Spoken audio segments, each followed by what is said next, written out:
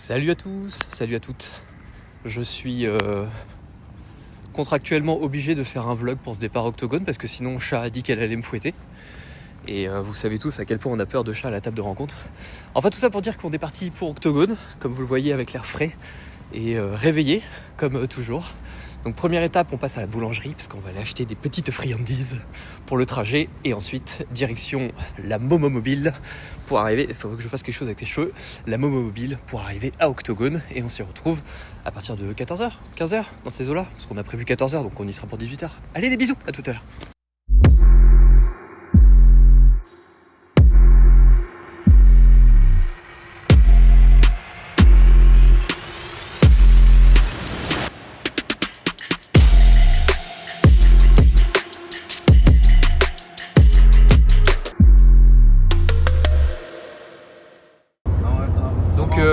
Pardon, Chat, tu disais, on fait quoi ?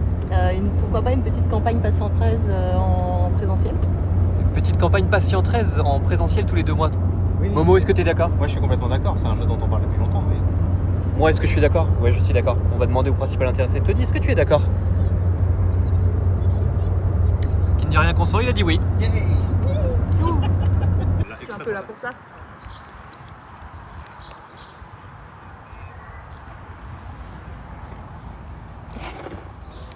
Ça c'est pour faire des bisous à tout le monde.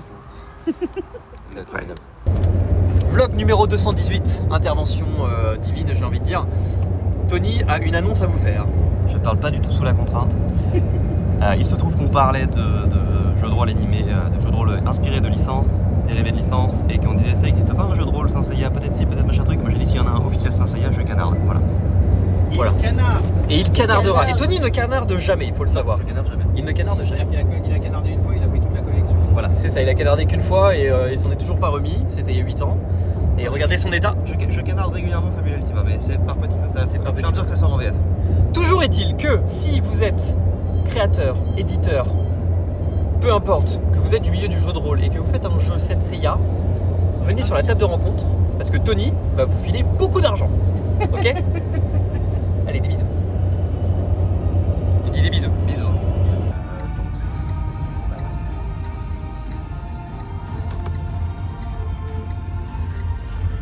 Alors, tout le monde a tout ce qu'il faut ?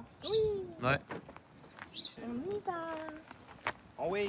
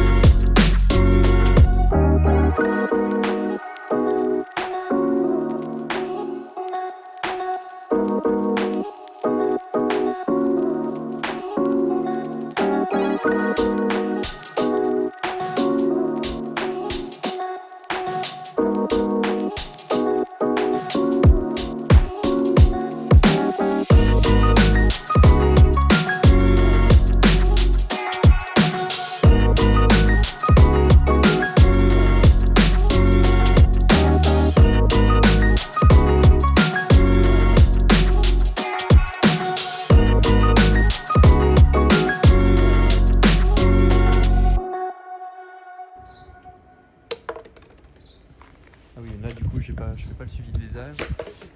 Bonjour.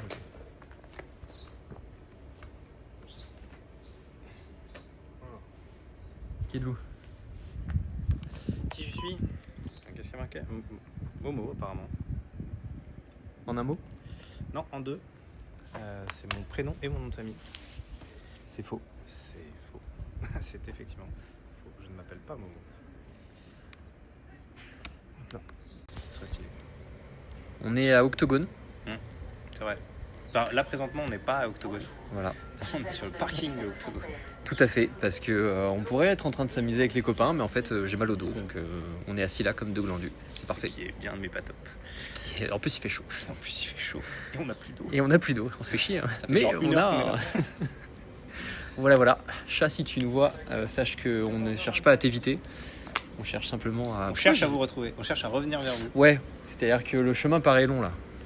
Merde. Le chemin est long pour aller jusque là-bas. Mais en vrai, c'est bien. Hein. On a déjà vu les copains de la JDR Academy. Oui. Voilà. On les a vus. On les a vus. Des bisous. Et en fait, tu auras ça. Salut à toutes et à tous, c'est Doc. On est à Octogone et on est sur le stand de Mysteria 1920. Je suis avec Mathieu et on vient de faire une partie. Mathieu, est-ce que tu peux nous présenter le jeu, s'il te plaît?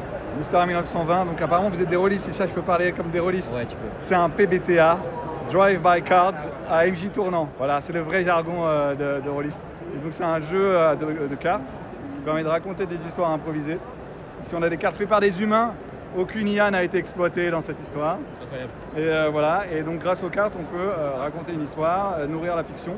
Et on fait ce qu'on appelle du deck building narratif, c'est-à-dire qu'à chaque fois que tu rajoutes une carte, et ben, ton histoire s'augmente.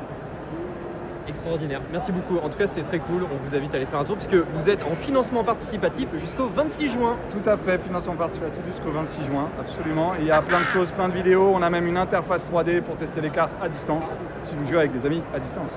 Donc, aucune excuse pour ne pas y toucher et allez voir le financement participatif. On vous mettra les liens, bien évidemment. Salut à tous.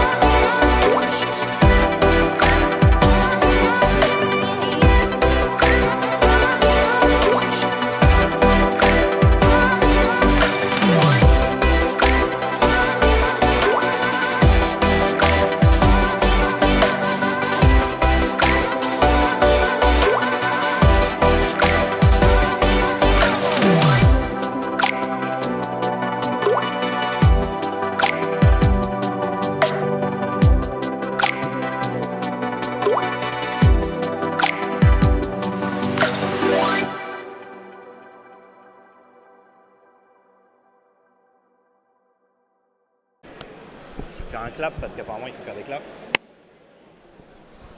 Salut Octogone, on est avec Jérôme des Fondations de l'Imaginaire qu'on connaît bien maintenant car nous explorons pas mal de vos jeux depuis quelques temps.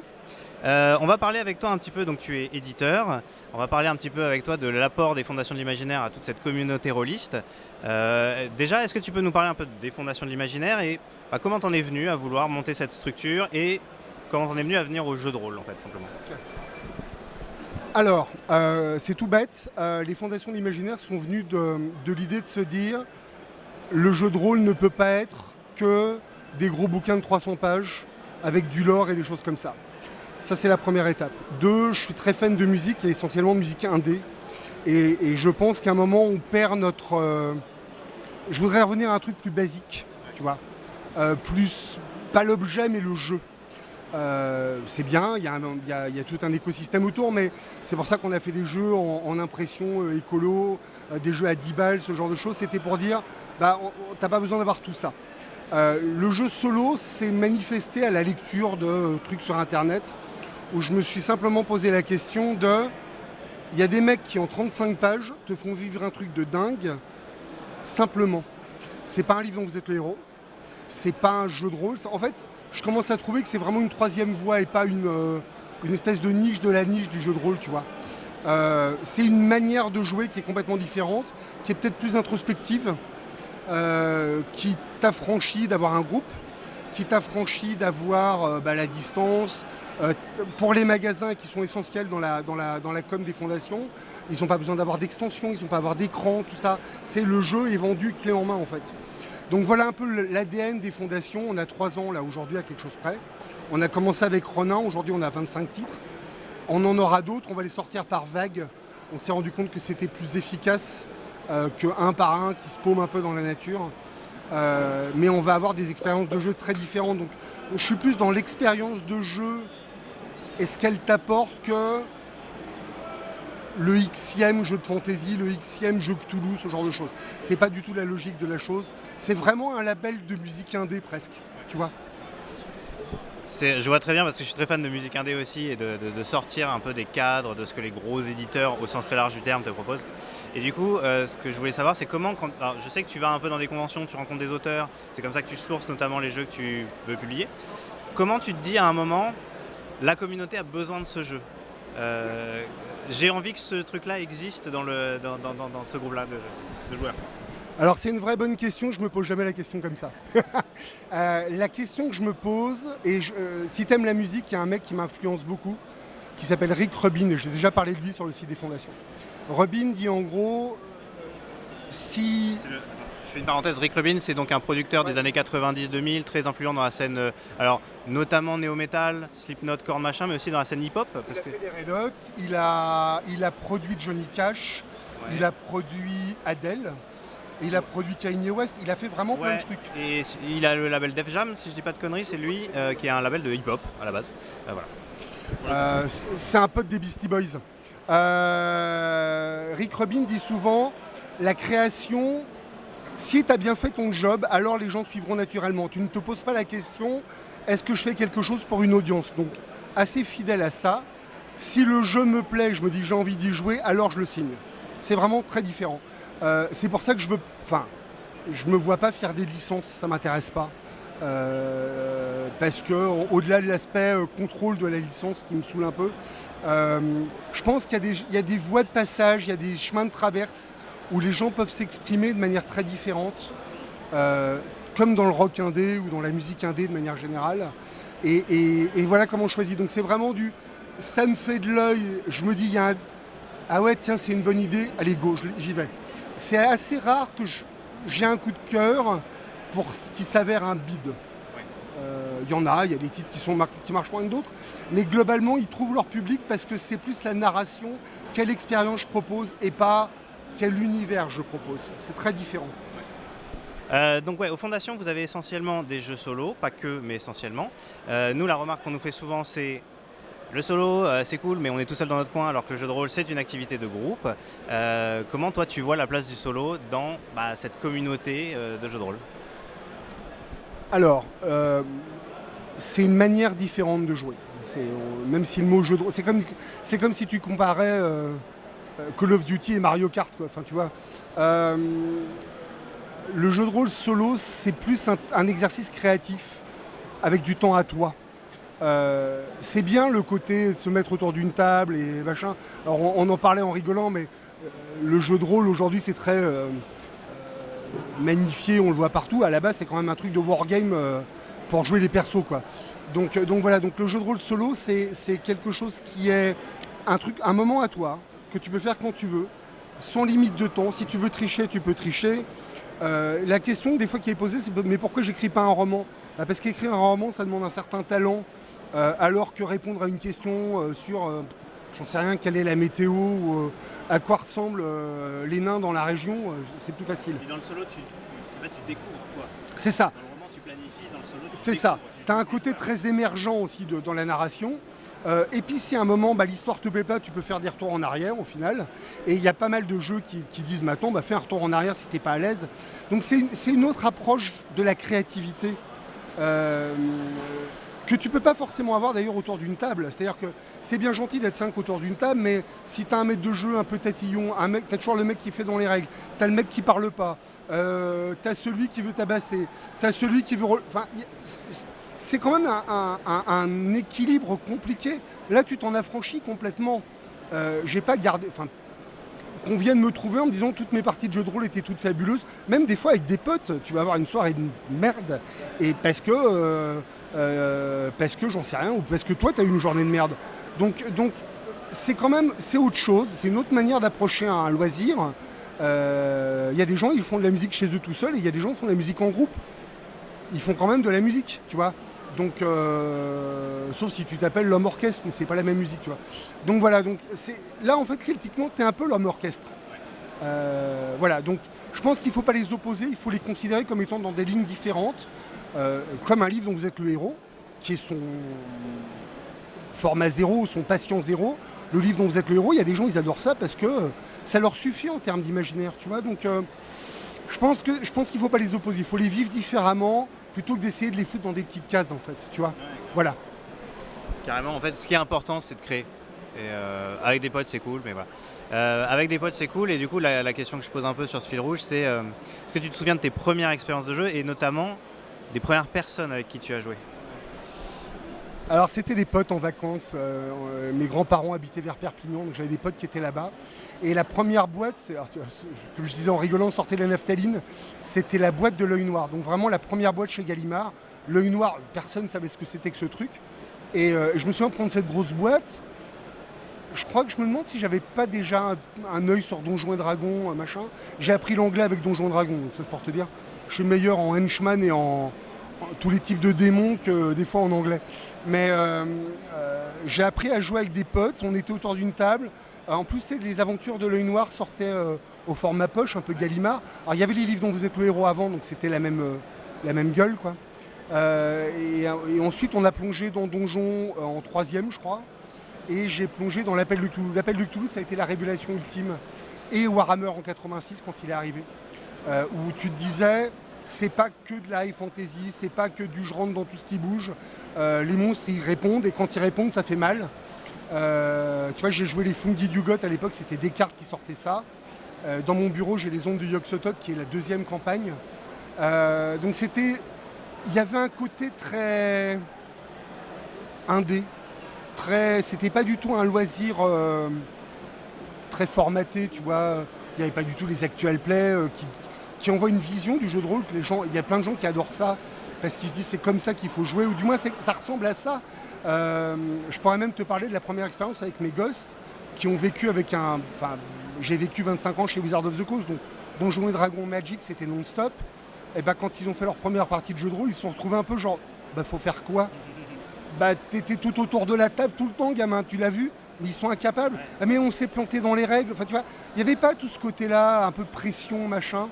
Voilà, donc c'est une expérience très... Je te dirais que c'est proche de la première fois quand tu mettais un disque ou une cassette dans un Walkman, tu vois. C'est ça. Donc voilà, j'ai gardé ça et c'est ce que j'essaye de remettre un peu dans les fondations. C'est pour ça que je te parlais de label de musique ou de label créa. Il y a moyen de donner une expérience différente en restant dans la même thématique, en fait. Tu vois, voilà, donc c'est pour ça. Carrément. Et alors, tu me disais que vous travaillez avec des auteurs de pas mal de pays différents, ce que tu me disais tout à l'heure. Du coup, voilà, pour finir, c'est quoi un peu vos prochaines actus, vos prochaines sorties cette année donc tu me disais des auteurs notamment japonais. Donc on a signé un jeu qui s'appelle Un café à Paris, qui sera en français et en japonais. Donc le jeu sera maquetté, une page d'un côté en français, une page en japonais, avec des stickers, c'est une petite nouveauté. Apparemment ils sont très fans de stickers au Japon. Et en fait le jeu, tu joues une japonaise qui vient découvrir Paris. Alors le jeu se passe beaucoup autour de Montmartre, mais il y a ton humeur le matin, quel genre d'infusion tu te fais, enfin tu vois, voilà.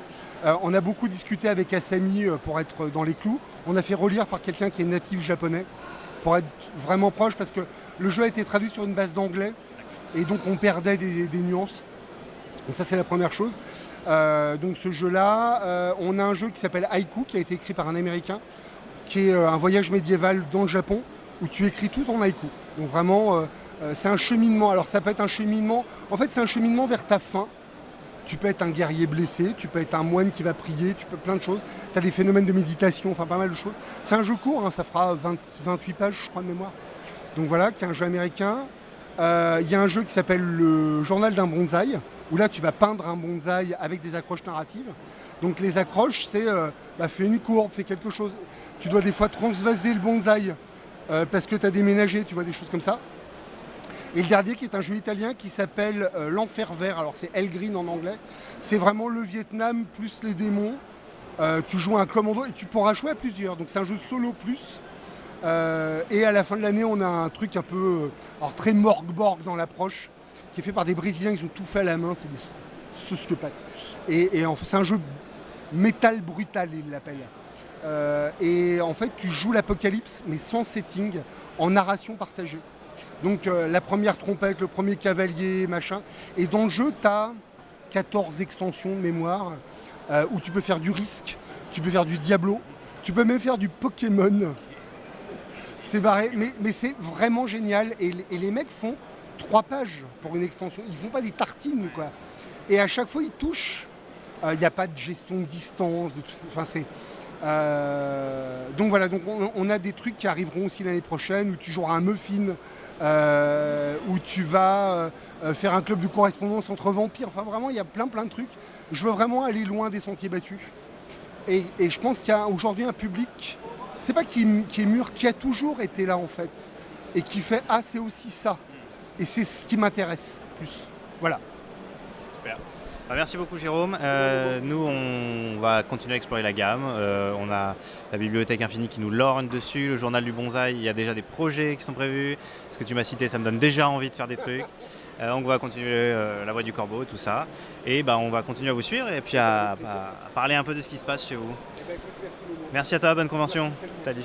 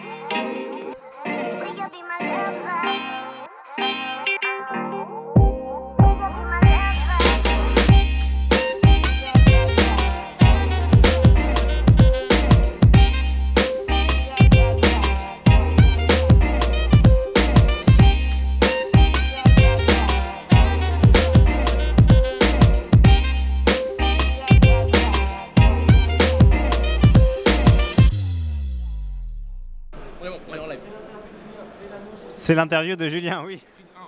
Interview de Julien de Devenir AMJ.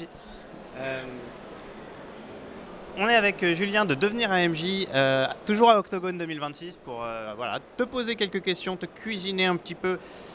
Tu es un créateur de contenu dans cette communauté, cette belle communauté qui est le jeu de rôle. Tu vas nous parler un petit peu de ton rapport à cette communauté, ton rapport à la création, de ce que tu fais. Alors déjà, est-ce que tu peux te présenter, beaucoup de gens te connaissent, mais te présenter en tout cas, pour ceux qui ne te connaîtraient pas, et notamment ce que tu fais, qu'est-ce que tu crées? Du coup, bonjour déjà. Là en l'état, je suis En général, je me présente comme un maître du jeu professionnel, un spécialiste dans le loisir, dans le sens où j'ai eu un gros parcours dans l'animation, l'événementiel, le tourisme. Et en gros, j'ai bossé dans les escape games, dans plein de structures de loisirs. Donc là, actuellement, du coup, je fais des parties pour des gens qui me font des commandes, donc de one-shot, de campagne, etc. Donc ça, c'est une partie de mon métier. Et une autre partie, c'est que je suis formateur dans la vraie vie. Et concrètement, pour le coup, aujourd'hui, je fais des formations, formation.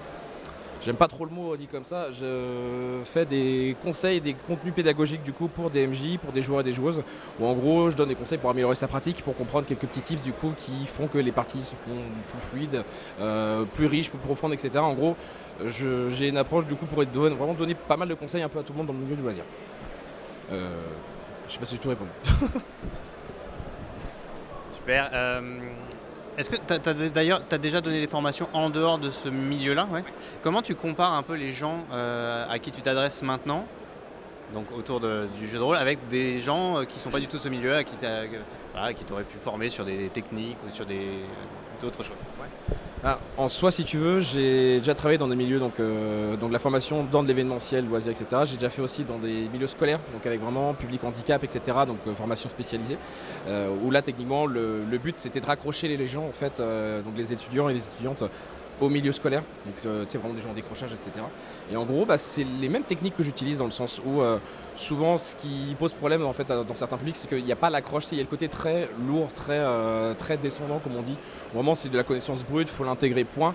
Et c'est un souci que j'ai eu avec certains collègues dans la formation, c'est que certains te donnent vraiment le bloc, ils cherchent pas à l'adapter, c'est tu le manges, c'est comme ça.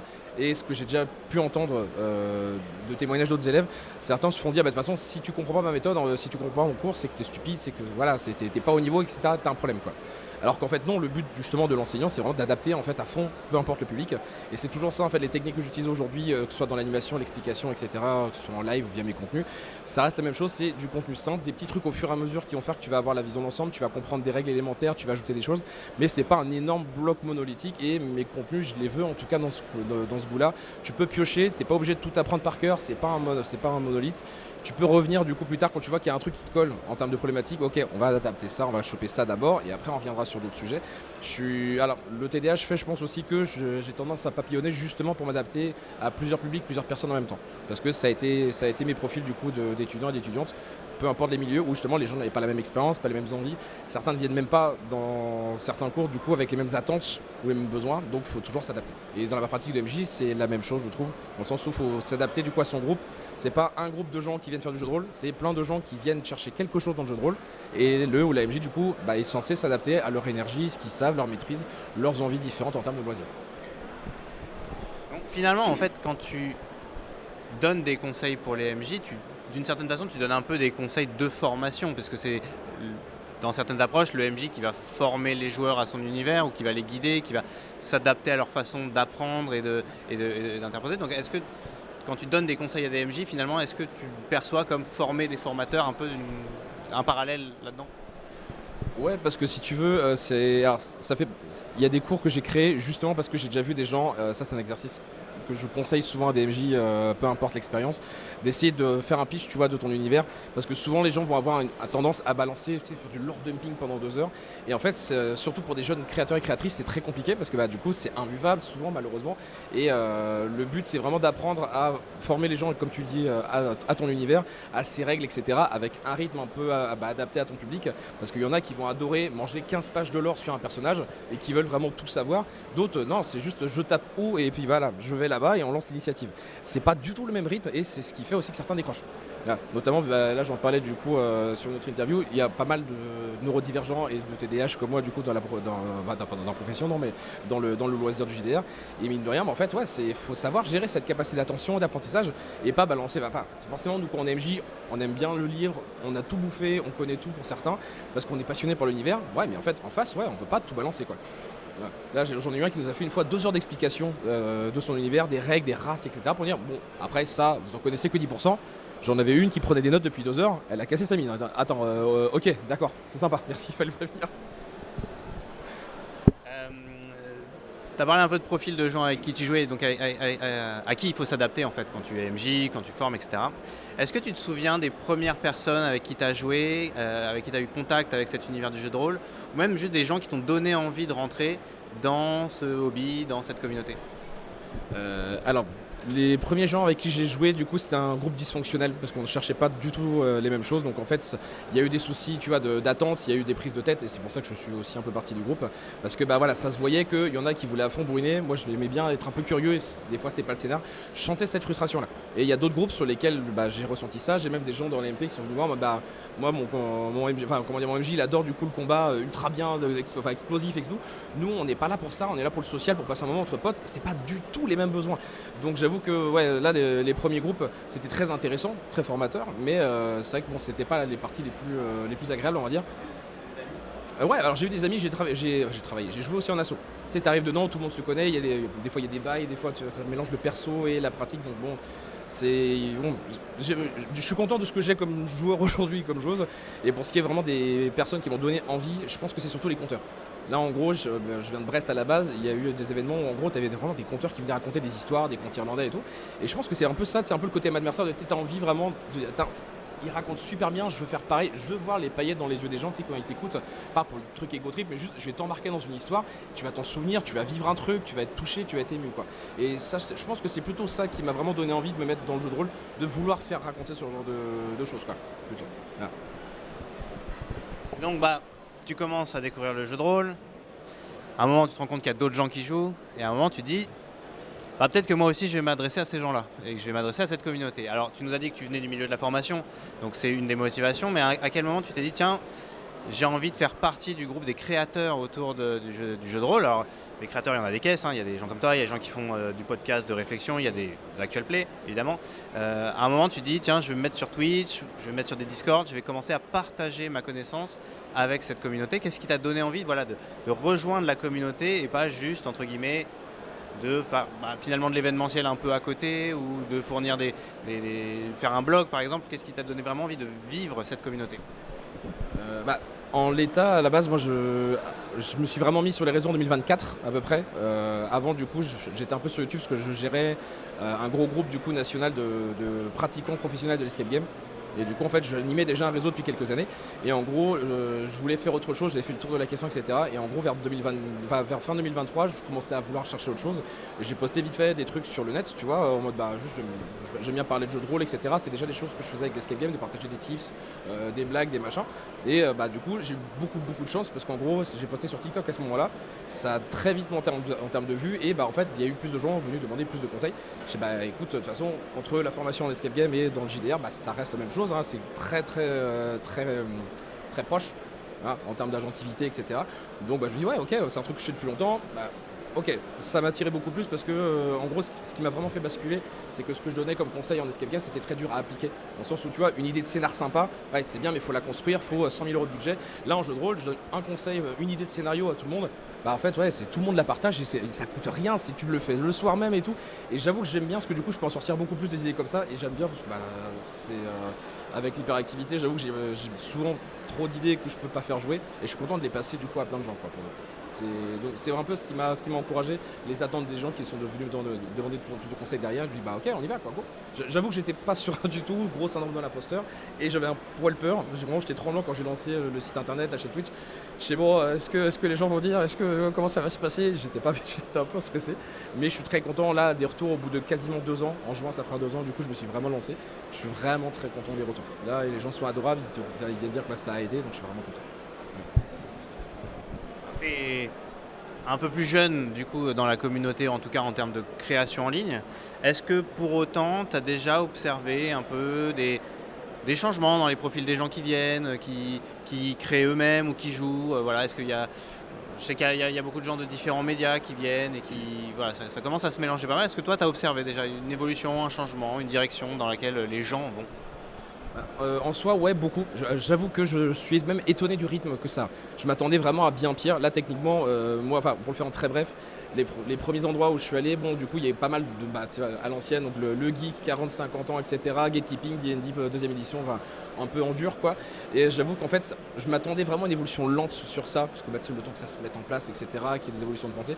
Mais avec tout ce qu'il y a eu comme créateur de contenu et créatrice de contenu, du coup, les explosions des actuels players de partout, j'avoue que je vois une énorme évolution, que ce soit sur tout ce qui est des thématiques neurodivergence, tout ce qui est handicap physique notamment, tout ce qui va être aussi les LGBTQIA+. Pas mal de trucs en fait sont en train de se mettre en place, que ce soit dans les pensées, les pratiques, même dans les créations de jeux de rôle. J'en vois certains qui commencent à vraiment, on en a encore parlé ce week-end, on parle de jeux qui sont pensés, conçus en fait, tu vois, pour aborder, pour me sensibiliser, pour essayer de partager un peu tout ça, tu vois, et faire comprendre comment ça marche. J'avoue que j'aime beaucoup ce truc-là, parce que c'est en très bonne pente. Je vois qu'il y a beaucoup plus de parité. Alors, on a encore du chemin, mais il y a plus de parité aussi. Je pense à des personnes du coup comme Cax, Cécile, etc. Ou Lisa d'Imagine ton aventure qui font du travail incroyable. Et c'est cool de voir qu'il y a plus de délire de gatekeeping, de ouais, c'est un truc d'homme, on est entre nous, machin. J'ai déjà vu ce genre de bail à l'époque. Et en fait, voir que maintenant c'est ok, tu vois, genre, ne serait-ce aussi que des outils, la carte X, etc., sécurité émotionnelle, qui il y a quelques temps. Il y en a qui vraiment regardaient ça de haut. C'est complètement accepté. Maintenant, sur les festivals, tu vois qu'il y a ça de base sur certaines tables. Il y a plein d'évolutions d'outils. Je suis très content de voir à quel point ça monte vite en ce moment par rapport à ce que j'imaginais. On observe beaucoup que le jeu de rôle est utilisé par certaines personnes de certaines communautés justement comme outil pour eux, pour développer leur communauté, à l'encontre effectivement du gatekeeping un peu traditionnel, un peu cliché, qu'on continue à voir en réalité un petit peu dans certaines partie de la communauté, donc ça fait effectivement plaisir. On en reparlera de ce sujet-là qui est très très intéressant. Voilà. On va terminer cette interview par toi, ton actualité. Qu'est-ce que tu as de beau à nous parler, à nous présenter en ce moment, sur quoi tu travailles et pitch-nous ton travail. C'est parti. Alors en gros là je suis grosse période de production avec plein de contenus qui sont en train de sortir, je teste plein de formats de cours, de contenu, etc. Là le contenu phare que j'ai du coup c'est mon premier livre que j'ai travaillé tout seul comme un grand, qui s'appelle MJ en panique. Donc en tant que TDAH je t'avoue ça a été un gros défi, parce que les idées c'était cool, à mettre en forme et tout, mettre bien, je me suis pris la tête. Mais en soi pour le coup c'est mon premier guide que j'ai créé là-dessus avec 92 pages avec plein de conseils de pratique, donc en gros pour vous aider à vous relancer la session peu importe ce qui se passe. Donc il y a des conseils sur l'improvisation, comment démarrer du coup Dardar, c'est avec un scénario immédiat reste où il y a vraiment du coup plein de trucs qui se passent tout de suite pour accrocher tes gens, des techniques pour utiliser bien les PNJ, comment accepter aussi cette part de chaos qu'il y a dans le jeu de rôle. Donc c'est vraiment un condensé de ce qu'on m'a demandé le plus pour l'instant, et du coup voilà qui est vraiment fait pour être utilisé comme boîte à outils. Ça c'est ce que je suis venu dédicacer du coup aujourd'hui. Là je suis sur actuellement un gros projet qui me prend pas mal de temps, qui s'appelle les fondations. En gros j'ai regardé à peu près sur le net, j'ai poncé tout ce qui était Reddit, etc. pour regarder un peu toutes les grosses problématiques des gens dans le milieu du jeu de rôle, que ce soit l'improvisation, créer un scénario, un donjon, etc. Et en gros là je prépare, j'en ai déjà 4 sur 11 qui sont conçus, qui sont publiés sur mon site, qui sont dispo. Pour vraiment du coup donner un peu comme les livres dont vous êtes... Non, pas les livres dont vous êtes le héros, je suis matrixé avec ça. Les éditions pour les nuls. Voilà. En gros, il y a un peu comme dans ce format-là, des erreurs, les erreurs à pas faire, les questions, etc., des conseils, des tips. Et en gros, je vais en faire un bouquin quand ce sera terminé, quand j'aurai les 11 en publié en PDF, sur mon site en PDF, j'en ferai un livre. Là, il y en a 4 en PDF sur le livre sur mon site pour l'instant. C'est vraiment le gros truc sur lequel je bosse actuellement, et j'en ai 2 autres en parallèle que je teste, qui sont Conquérir le monde en 5 étapes. Donc vraiment, c'est un tout petit format où en gros, je mets un profil de méchant, donc c'est le bourrin, le psychopathe, le religieux, avec les 5 étapes pour conquérir son monde. Qu'est-ce que les joueurs ou les joueuses peuvent faire pour l'empêcher à chaque étape, les trucs à pas faire, le point de non-retour. Ça c'est un truc que j'aime bien du coup, parce que les plans de campagne pour un méchant, il n'y en a pas beaucoup je trouve sur le net. C'est vraiment le concept quoi, c'est pas tout le truc. Et le dernier du coup c'est scène cruciale, donc en gros c'est des petits cours aussi à peu près de même taille, où en gros je t'explique comment bien gérer une scène genre de twist, de trahison, de révélation, en disant regarde comment tu peux planter les graines au début pour que ça fasse cohérent, tu sais que ça paraisse logique, que ça sorte pas du chapeau, comment la réussir avant, pendant et après. Voilà. Donc parce que mine de rien, il y a des scènes qui peuvent être très cool, juste qui peuvent être un peu trop gratuites. Donc c'est vraiment des petits trucs pas compliqués à mettre en place, et ça c'est vraiment les 2 formats que je teste à côté au passage. Mais le gros ça reste les fondations et MJ en panique. Merci beaucoup en tout cas de nous avoir présenté ton point de vue et ton expérience là-dessus. On te retrouve sur les différentes plateformes, réseaux, devenir MJ. Devenir maître du jeu, devenirmaîtredujeu.fr pour mon site internet, okay. Je mets tous les réseaux dessus. Pour mon site, alors mon site internet c'est devenirmaîtredujeu.fr, donc tout attaché, pardon. Vous pouvez me retrouver sur Facebook, Instagram, YouTube et Discord aussi, et Twitch. Voilà. Donc tous les réseaux de toute façon sont sur mon site si vous voulez aller voir, c'est sur devenirmaîtredujeu.fr. Voilà, bisous. Donc merci de nous avoir partagé donc ton point de vue, ton expérience. Tu es en dédicace dans pas longtemps ? Dans 10 minutes. Donc bonne dédicace, bonne fin de salon et puis on se retrouve bientôt en ligne pour de nouvelles aventures. Ciao.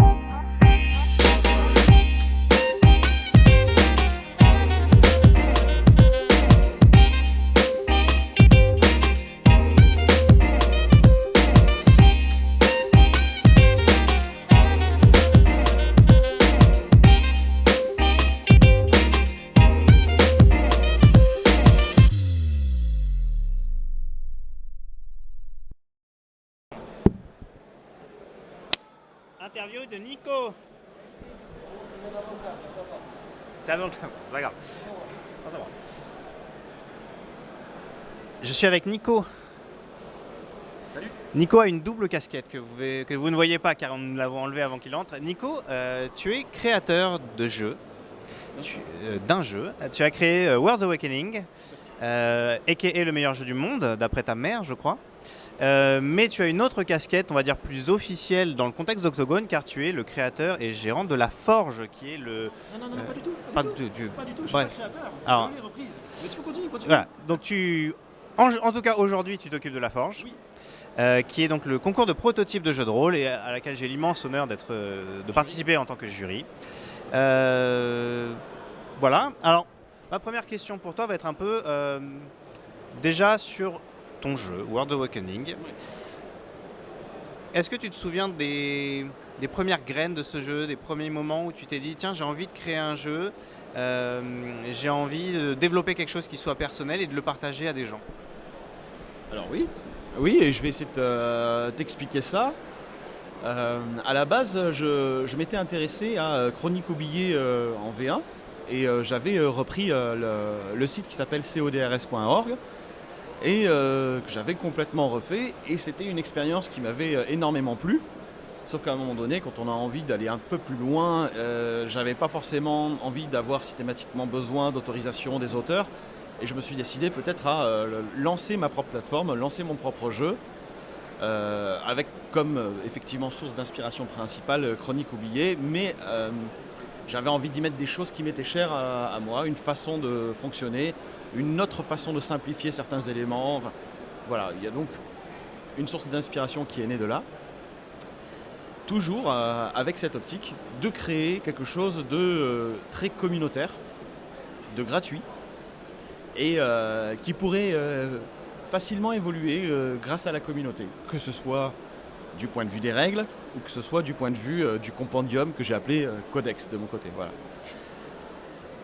Est né du coup World's Awakening dans la version qui existe aujourd'hui, que je suis d'ailleurs en train de refaire, où on a un site outil qui te permet de consulter les règles, de les télécharger dans une version imprimable, et des outils pour créer tes créatures et pour créer ta fiche personnage, la télécharger, l'imprimer ou en utiliser une version active, ce qui fait que c'est un jeu qui se joue aussi bien en ligne que sur une table.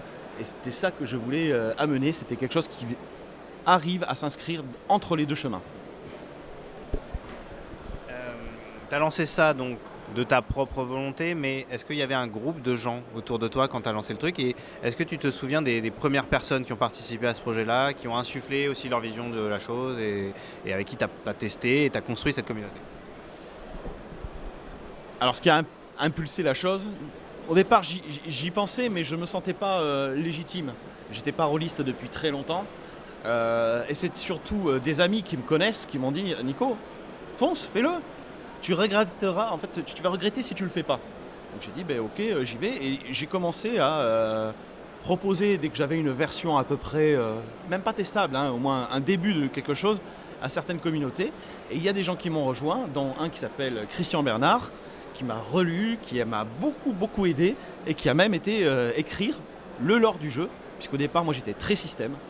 Mais il a fallu avoir un lore qui vienne s'adosser par-dessus, ce qui fait qu'on a fait une construction un peu à l'envers. Le système a existé, puis le lore est venu par-dessus, tout en justifiant grosso modo le système. Voilà. Ça répond à ta question ? Totalement. Et depuis, donc, il y a de plus en plus de gens qui jouent au jeu, qui sont dans la communauté. Est-ce que tu vois aussi une évolution dans le profil ? Les personnes qui étaient là au début, les personnes qui sont là maintenant. Est-ce que même toi-même tu t'adresses à certaines personnes en particulier ?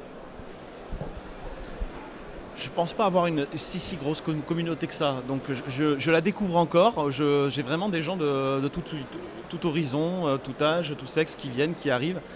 Et parfois même qui partent, parce que c'est le jeu.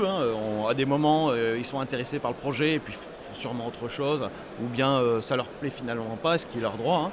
Et je ne vois pas de profil vraiment particulier se dégager, puisque ça reste un jeu simple, accessible pour l'initiation et qui vient valoriser la narration, avec comme socle un système que j'espère assez solide pour leur permettre de faire un peu ce qu'ils veulent.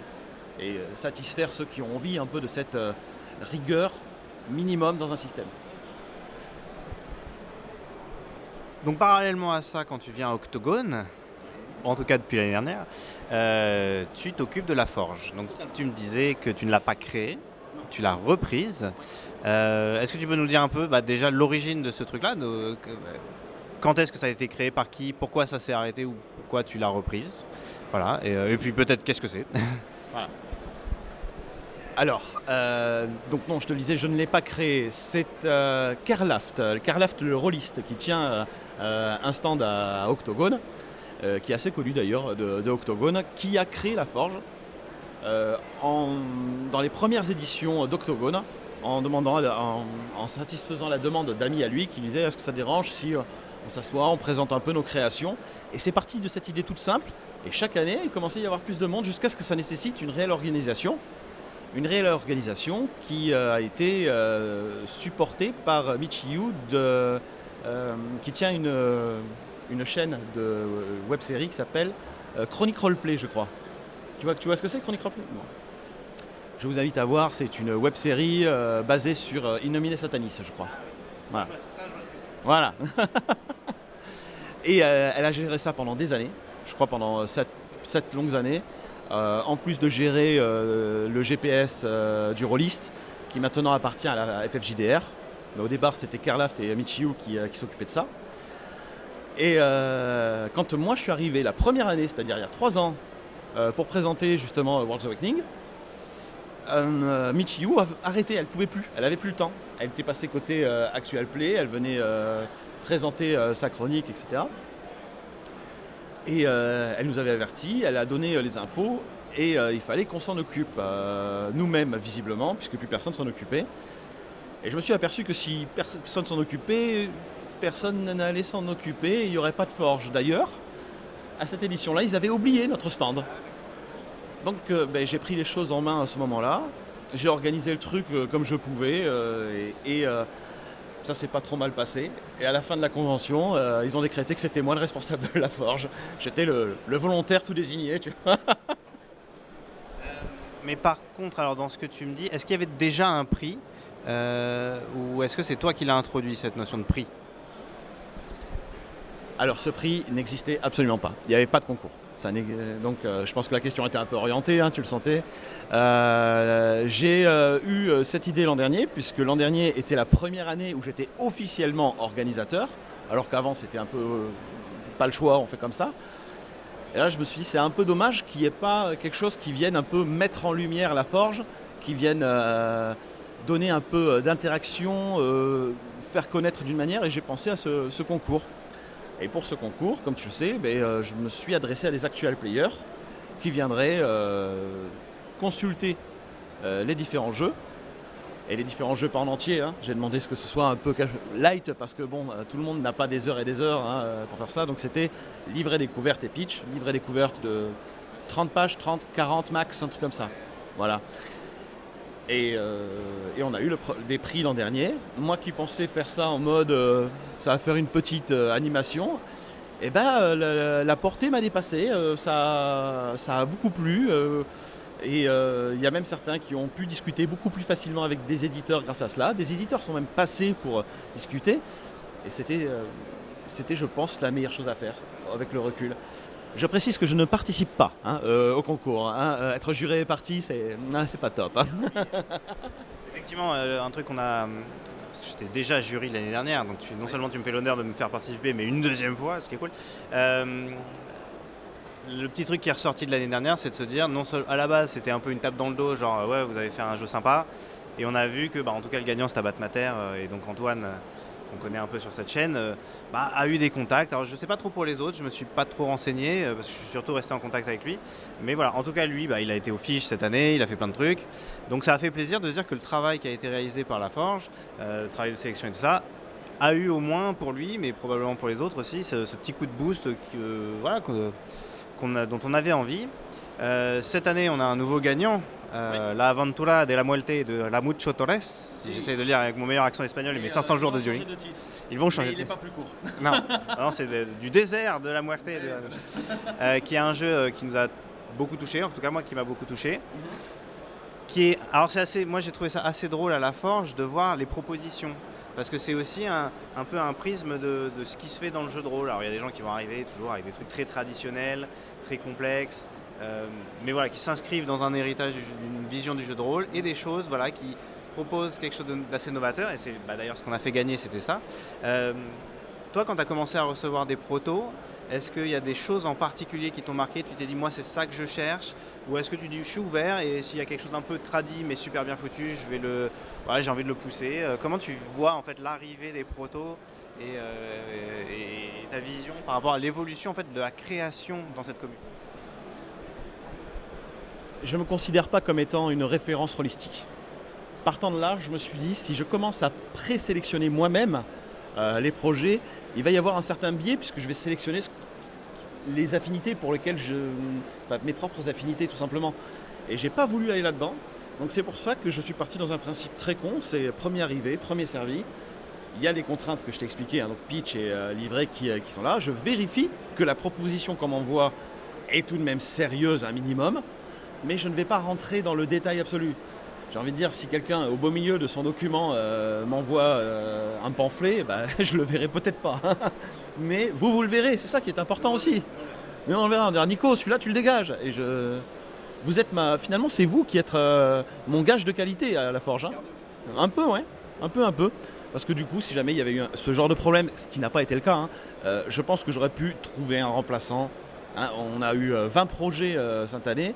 Je pense que je vais faire en sorte que les gagnants des années passées puissent revenir. Ce serait intéressant pour eux. Ça fait un prix, quoi. C'est intéressant comme ça, je pense. Donc une commu en évolution. Les éditeurs de jeux de rôle d'Octogone ont été très généreux et proposent une tombola, plein de jeux de rôle à gagner à 13h30 au forum. Merci. Merci. Les joies de faire des interviews et il n'y a jamais d'annonce sauf quand on fait un enregistrement. Donc voilà, une communauté qui évolue bien. Petite dernière question, comment tu vois l'évolution de la Forge? Qu'est-ce que tu aimerais faire de ce projet-là? La Forge, ça fait pour moi vraiment 3 ans. Je pense qu'aujourd'hui, j'arrive à une version assez stable. Moi, je pense que ce qui serait intéressant, c'est d'arriver davantage à impliquer les éditeurs, ce que j'ai essayé de faire cette année, mais que je n'ai pas encore réussi. Mais au moins, j'ai réussi à avoir quelques contacts et je pense que c'est déjà un pied pour aller vers cette direction. Et faciliter la prise de contact d'éditeurs qui peuvent venir voir, s'intéresser au jeu, pour maximiser les chances que des personnes qui viennent se présenter à la Forge de voir leur rêve peut-être se réaliser, c'est-à-dire être édité par un véritable éditeur. Je pense que c'est quand même le rêve de beaucoup de gens quand ils veulent montrer que ce qu'ils font c'est beau. De toute façon, moi ce que j'aime le plus, c'est la passion des gens, c'est la façon ce qui les anime là-dedans, le côté humain. Le côté émotion, le jeu de rôle est une palette assez immense pour montrer tout ce qu'on peut faire dans ce milieu, dans le milieu ludique en tout cas. Et j'espère que la Forge, en tout cas, elle continuera d'avoir cet objectif-là, de mettre en avant des jeux faits par des humains, pour des humains. Je pense que c'est le fin mot de l'histoire pour moi là. C'est un très bon résumé, merci beaucoup. En tout cas d'avoir participé à cette interview. On te retrouvera l'année prochaine pour la Forge et on te retrouve en attendant en ligne sur la communauté de World's Awakening. On mettra les liens dans la description. Merci Nico, passe une bonne fin de salon et à l'année prochaine. Salut. Bonjour, c'est le craquage. On est sur le point de partir et on est venu essentiellement, on est une chaîne de jeux de rôle, on fait des jeux de rôle et tout, mais avant j'étais un fan de jeux de société et donc je craque là-dessus. C'est le jeu qu'on a testé ce week-end, c'était le pas d'une à pas 2h du matin, néanmoins c'était cool.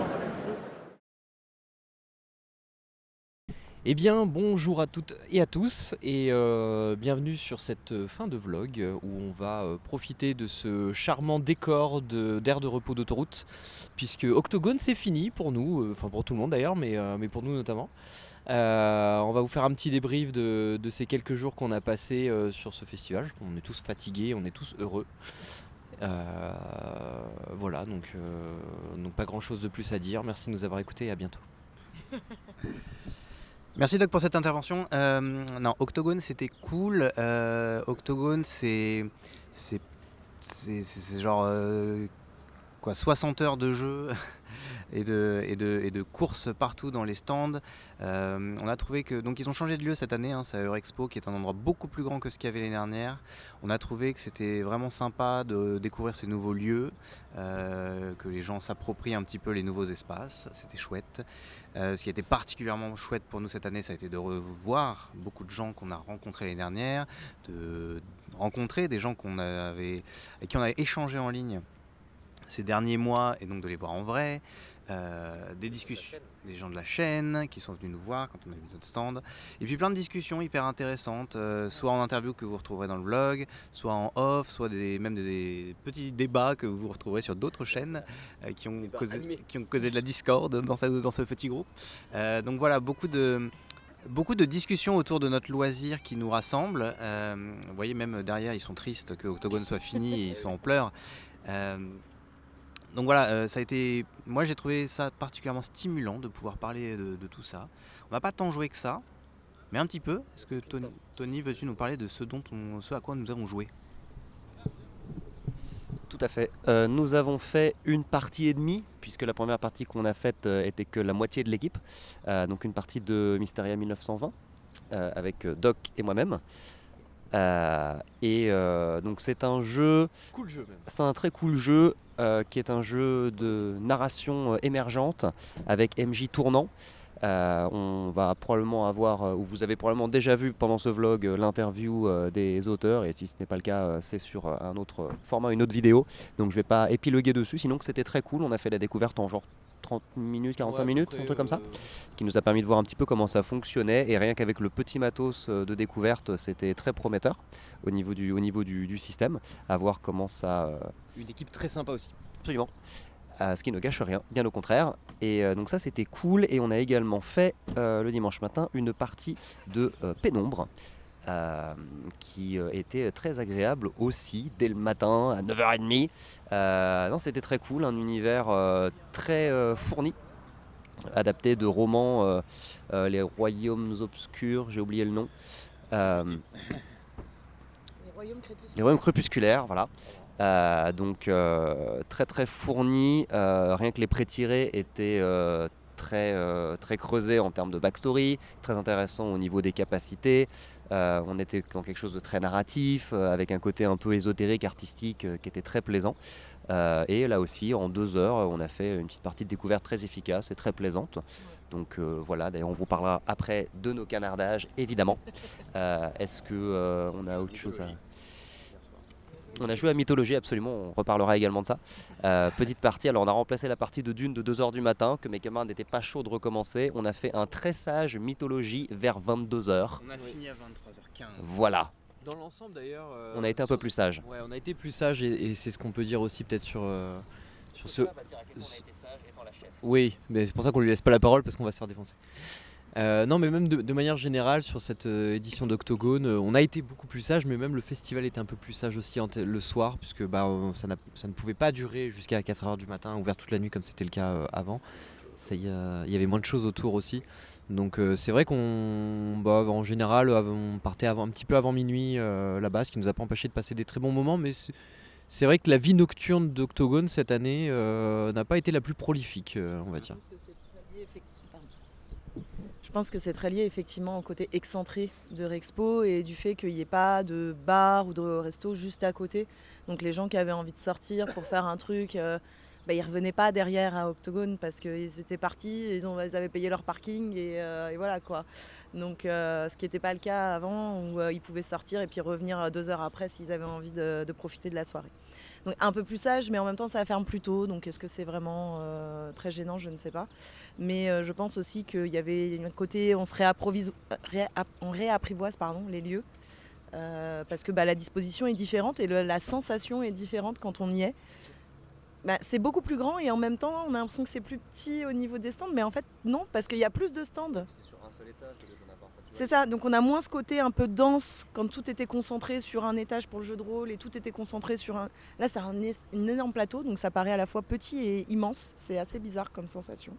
Mais on va s'y habituer et ça va bien se passer pour la prochaine, comme ça s'est très bien passé pour cette fois.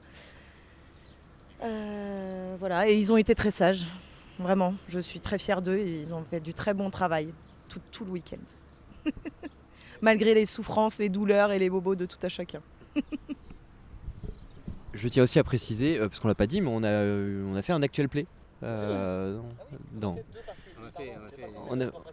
a fait une partie d'actual play que vous verrez un peu après ce blog, je pense, qui nous a bien fait rigoler. Une autre vision du festival. Une autre vision, on va dire ça, une autre vision du festival.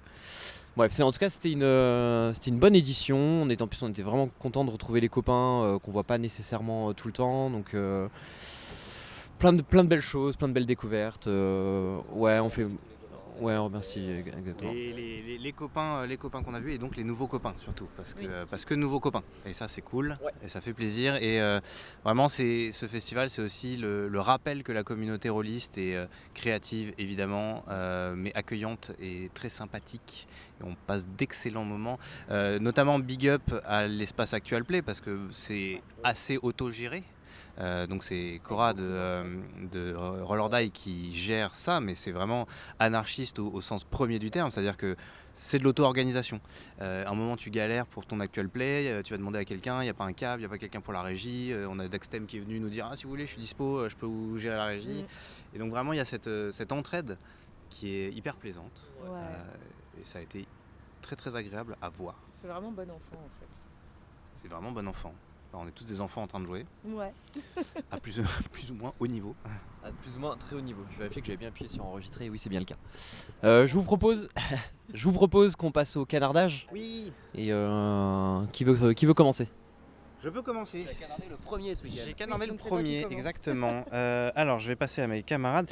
Mon premier canardage est un canardage, j'ai envie de dire presque prévisible, habituel, car je suis allé dépenser mon argent au stand du rayon alternatif, qui est pour moi le meilleur stand dans les conventions rôlistes.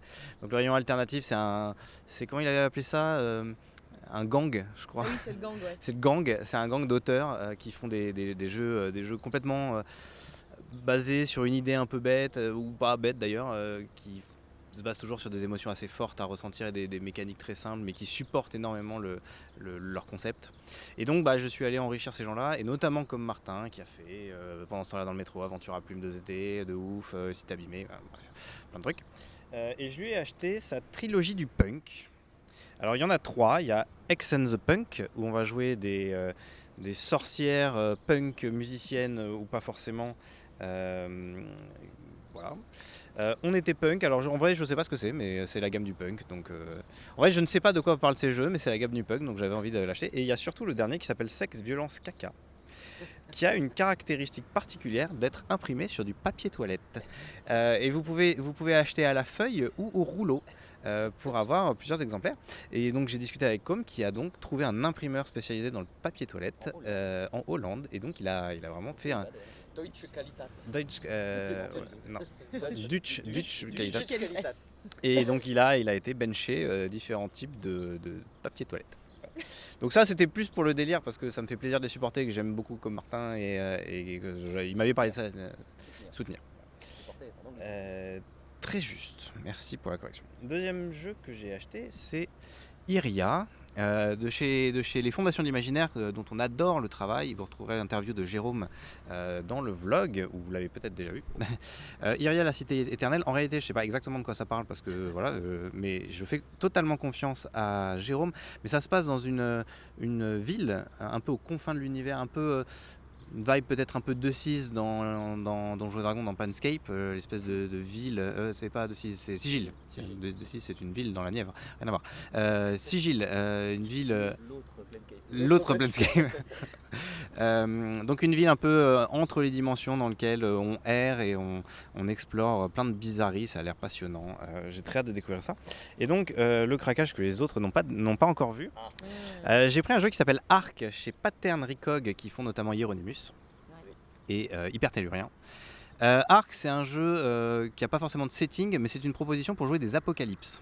On va jouer des apocalypses, ça peut être des petites apocalypses, genre on est sur une île et il y a un volcan qui va entrer en éruption, on est sur un village dans l'Amazonie, il y a les conquistadors qui arrivent, ou on peut faire des trucs à l'échelle... Des conquistadors. Ou un truc vraiment à l'échelle mondiale, un météore qui va tomber sur la planète. Donc c'est tout plein de guides pour comment on va jouer ça, comment on va accompagner ça. Il y a un truc intéressant sur notamment la fiche de perso, où en fait nos stats, c'est nos postures face à une situation. Est-ce qu'on est créatif, est-ce qu'on est défensif, ou est-ce qu'on est volontaire? Donc si on attaque, on est plutôt volontaire, si on utilise le décor, on est plutôt créatif, mais ça c'est dans un combat, et on peut être de plein de choses différentes. Je trouve que la DA est très cool, et permet notamment un peu d'aborder le concept d'apocalypse, et donc de changement de notre univers, destruction de notre univers tel qu'on le connaît, révélation, lever du voile. Donc j'ai hâte de découvrir ça, il me fait de l'œil depuis un petit moment. Voilà, pour moi, c'est tout. C'est déjà pas mal. Mais c'est déjà déjà pas mal. très bien. Tony? Alors, sur mon octogone précédent, qui était mon premier, j'avais fait 0 craquage, 0 canardage, parce que j'avais rien trouvé qui me motivait. Ici, j'en ai fait 2. Un qui est pas un canardage classique, c'est pas ça. Je sais pas où il est là. Hop, qui est un t-shirt, c'est plus une private joke qu'autre chose. C'est Fevertown par le MJ masqué. Et c'est une private joke pour un copain qui s'appelle Arthur, qui se reconnaîtra. Et voilà, théoriquement, il l'aura déjà eu au moment où ce vlog sortira, je pense. Donc voilà, parce que à l'issue d'une soirée one-shot où je n'ai même pas joué à ce jeu, mais sans y jouer, j'ai profité de ces bonnes vibes. Donc voilà, pour soutenir ce projet du MJ masqué, qui est un jeu de rôle vraiment très exutoire, très délire, où on se fait juste plaisir. C'est du comique. Il y aura du contenu là-dessus. Absolument. Et j'ai également craqué, là aussi de manière un petit peu originale, puisque ce n'est pas un jeu de rôle, mais on se rappelle que Octogone n'est pas seulement un festival de jeux de rôle, mais qu'il y a également deux jeux de société. C'est vrai. Voilà, jeux de société. Mythologie, qui est un jeu de société, comme son nom l'indique, où on va devoir créer un panthéon à partir de 8 religions au sens large existantes, 8 mythologies différentes. Donc c'est un jeu que je suivais depuis un petit moment, car l'un des auteurs, Maxime Babad, avait participé à la création du deck building Saint Seiya, que j'aime beaucoup personnellement, parce que j'adore l'univers Saint Seiya à la base. Et Mythologie, c'est un jeu, donc le jeu qu'on a testé samedi soir, qui se joue assez rapidement. On a fait la partie en 1h30 je crois, sachant qu'on la découvre au fur et à mesure, y compris moi. Mais je pense que ça peut se jouer en 30 minutes quand on a appris à maîtriser la chose, sachant qu'il y a une grande rejouabilité parce qu'on joue à chaque fois avec 4 mythologies, or il y en a 8 dans la boîte. On les tire au sort au début normalement à chaque fois. Et en gros on va récupérer des cartes dans un pool commun. Donc on va un peu se battre pour récupérer les cartes qu'on veut. On va les placer chacun dans un espace en essayant de faire des combos pour marquer des points jusqu'à la fin de la partie. Ça se fait en 4 phases de récupération puis de pause. Donc ça va assez vite, c'est assez technique, c'est assez combo entre les cartes et le système s'apprivoise assez rapidement, mais je pense est assez intéressant et rejouable. Il y a des cartes qui s'écrasent, qui se déplacent, qui se défaussent, qui se récupèrent et donc en plus avec les différentes mythologies, chacune est orientée dans un type de stratégie particulier. Ça doit être assez intéressant à approfondir. Voilà. Qui souhaite prendre la suite? Chat peut-être? Chat prépare depuis tout à l'heure parce qu'elle est là. Qu'est-ce que je vais raconter? Non, pardon. Qu'est-ce que je vais raconter? On va commencer par celui-ci. C'est la Bibliothèque Infinie qui vient de chez notre cher ami des Fondations de l'Imaginaire, qui est un petit JDR solo, où on incarne un assistant bibliothécaire qui travaille dans une bibliothèque un petit peu spéciale puisqu'elle est détaché de toute limite de temps et d'espace, etc. Et notre but est de devenir bibliothécaire, donc on va à la recherche de ces ouvrages pour notre maître bibliothécaire. Donc voilà, c'était forcément une évidence, vu que je suis une ancienne bibliothécaire, et qu'on a notamment avec Momo un petit kink sur les bibliothèques et les livres, donc voilà, c'est forcément... c'était tout indiqué, comme on dit. Donc j'ai bien hâte d'y jouer, ça va être très très sympa comme toujours. Ensuite j'ai craqué parce que ça fait la deuxième édition d'Octogone que je passe devant et qu'à un moment il fallait bien que je craque parce qu'à chaque fois je bave devant quand je passe parce qu'il est superbe. C'est Célestopol 1922 qui est un jeu de rôle plutôt basé sur de la technologie mais un peu merveilleuse à la Jules Verne. Donc voilà, on pense au Nautilus, donc c'est fantastique en termes d'esthétique, etc. L'époque, mais on ne sait pas trop comment ça fonctionne.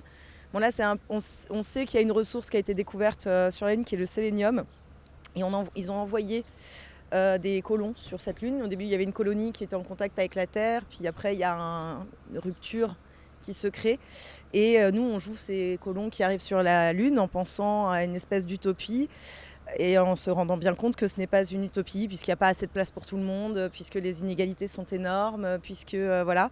Donc c'est un jeu à une esthétique art déco, mais plutôt côté soviétique, etc. en termes d'esthétique en tout cas. Et c'est superbe. C'est plutôt narratif, on est plutôt basé là-dessus, ce qui n'est pas trop surprenant pour moi. Et voilà, donc j'ai hâte de tester ça. Et une chose, et en plus j'ai la chance d'avoir une petite dédicace de l'auteur, donc on crache pas dessus.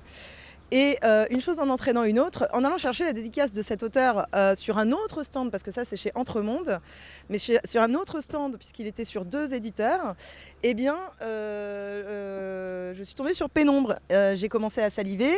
Jérôme, alors l'un des Jérômes qui travaille sur le stand, c'est le 3e parce qu'il y a Jérôme des Fondations de l'Imaginaire et on a 2 Jérômes aussi dans les équipes qui sont derrière Pénombre, qui est Ater Labs. M'a dit un petit peu des mots magiques à l'oreille quand il m'a raconté, et l'esthétique aussi est superbe. Du coup, ouais, et moi j'ai pris ce qu'ils appellent le premier carnet gris, donc qui est en fait tout simplement une boîte d'initiation, de découverte du jeu. Donc il y a du matériel. Il y a 2 livrets, il y a le livret de l'univers des règles et puis il y a une petite aventure, si je ne dis pas de bêtises, avec. Donc voilà, il y a un peu de matériel et c'est donc celui qu'on a testé ce matin et qu'on a tous beaucoup aimé, que ce soit par la proposition, la place de l'art aussi dans la magie, donc c'est ce que disait Tony à juste titre tout à l'heure. Donc au bout d'un moment, j'ai été faible et j'ai craqué parce que c'est beau, parce que ça me plaît, il y a de quoi faire de très très belles choses avec ça. Et qu'on a eu une super aventure. Jouer ce matin et en plus on a eu la chance qu'elle soit animée par l'auteur. Donc du coup voilà, une chose qui a signé Célestopol, donc c'est génial parce qu'une chose en entraînant une autre, un petit coup de cœur quoi sur ce jeu-là. Voilà pour moi. Très bien. Et bien moi contre toute attente j'ai été très sage sur cette édition parce que j'ai pas acheté grand chose. Contrairement aux années, à l'année précédente et à mes habitudes ludiques. Déjà j'ai aussi craqué pour Pénon mais sur la version PDF puisque j'ai profité de la fin du Late Pledge qui se termine lundi, donc demain pour nous mais il y a longtemps pour vous quand vous verrez cette vidéo. Donc j'ai récupéré l'intégralité des PDF. Il n'est pas impossible qu'il y ait un petit truc qui sorte à un moment donné. Déjà il faudra qu'on trouve une date, puis qu'on fasse la partie et qu'on fasse le montage, donc d'ici 2032 ça devrait être raisonnable. L'année prochaine pour vous qui regardez la vidéo. C'est même déjà sorti. Autrement, non, j'étais assez sage. Je me suis pris un petit supplément pour Wrath and Glory, le jeu dans l'univers de Warhammer 40 000, où j'essaie petit à petit d'avoir toute la gamme en français au compte-gouttes. D'ailleurs, pour les aficionados de l'univers, sachez que Imperium Maledictum est prévu en français pour la fin de l'année 2026. Donc si comme moi c'est un jeu que vous attendez et si comme moi vous avez revendu la VO parce qu'elle est trop indigeste, la VF sortira en fin d'année. Donc il n'y aura probablement pas de partie sur ce jeu là, mais je pense que je me le prendrai quand même. Autrement je me suis pris un petit livre dont vous êtes le héros, mais pour enfants, pour jouer avec mon fils. Où on joue à un chien détective, donc voilà, c'était à peu près tout, mais mon dernier craquage il était cet après-midi et vous le voyez sur la table sans vous demander ce que c'est, puisque je vais vous demander à chacun de choisir un paquet, mes chers amis. Voilà, il s'agit d'un Mystery Dice, donc dedans il y a un dé au hasard, donc petit cadeau pour vous remercier pour ce week-end. On va donc faire de la SMR découpage de... Trop tard. Oh. Voilà, je vais ouvrir le mien aussi.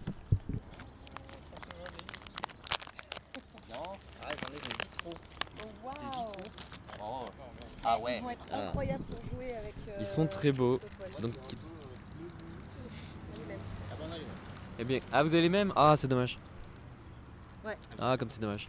Moi, ils sont tout blancs en mode Noël. D'accord, il y a des cloches de Noël, déco de Noël, des boules. Pour le prochain Actual Play Spécial Noël avec une petite pochette derrière. Voilà. Super beau, merci. Mais je vous en prie. Ces vitraux, ils vont tellement bien avec Célestopol. Je suis très jaloux des vitraux. Ils sont très beaux. C'est super, merci beaucoup. De rien, ça me fait plaisir. Et puis ça m'a fait plaisir qu'on passe ce week-end tous les quatre, je me comptais pas. Tous les 3 plus moi, c'était vachement bien comme d'habitude. Encore une fois, merci à Octogone pour cette édition, merci à tous les copains, merci à tous les actual players, on a fait des super rencontres, merci à tous les stands, tous les éditeurs, merci à tous ceux qu'on va oublier, évidemment on va pas les nommer de peur d'en rater, mais exactement. Vous savez ouais. si on a parlé ensemble beaucoup. Bisous à ceux qui n'ont pas pu venir aussi, parce que je sais que certains auraient voulu venir et c'était pas possible, mais à ceux qu'on a manqué, ceux à qui on n'a pas pu dire au revoir, puisque c'est fin de journée, c'était compliqué. Mais on va vous laisser là, on va vous laisser profiter un petit peu de la suite. On a plein de nouveaux projets pour la chaîne. Donc des bisous tout le monde, et puis à bientôt. Bye bye.